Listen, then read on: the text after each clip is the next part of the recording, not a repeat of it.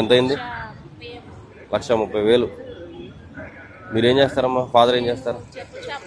Father ఏం చేస్తారు? Okay.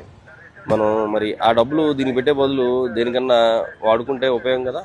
మీ అమ్మగారికి మంచిగా ఆ 1,30,000 రూపాయలతో నువ్వు 30,000కి సెకండ్ హ్యాండ్ బైక్ తీసుకుని ఆ 1,00,000 రూపాయలతోటి మంచిగా ఆవిడకి ఏదైనా ఒక గోల్డ్ చైన్, నీకేమో మంచి బండిచ్చి తిప్పుతున్నారు, ఆవిడేమో రోల్డ్ గోల్డ్ వేసి తిరుగుతున్నారు ఆవిడ.